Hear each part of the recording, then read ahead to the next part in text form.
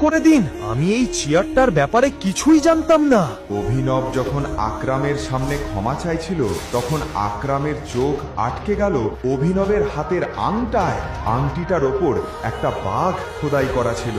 আংটিটা দেখে আকরামের মুখের ভাব হঠাৎ পাল্টে গেল। রাগের জায়গায় চোখে মুখে ভয় ফুটে উঠল। আংটিটা দেখে আকরামের যেন পুরনো কিছু মনে পড়ে গেল। টাইগার, আমাকে মাফ করে দিন। আমি আপনাকে চিনতে ভুল করেছি। আমি সত্যিই দুঃখিত। আরে আকরাম কাকা, আপনি এই ভিখারিটার সামনে হাত জোড় করছেন কেন? তুই ওকে ভিখারি বললি? ছোট লোক কোথাকার। এই চেয়ার ওর, এই সাম্রাজ্য ওর। ওই আমাদের মাফিয়া কিং গ্যাংয়ের আসল মালিক, আমাদের টাইগার। ওই আসল টাইগার। হে ভগবান! কেন আকরামের মতো একজন ভয়ঙ্কর ডন অভিনবের সামনে মাথা নত করল? কেনই বা সে অভিনবকে টাইগার বলে ডাকলো? আকরাম কি অভিনবকে চিনতে পেরেছিল?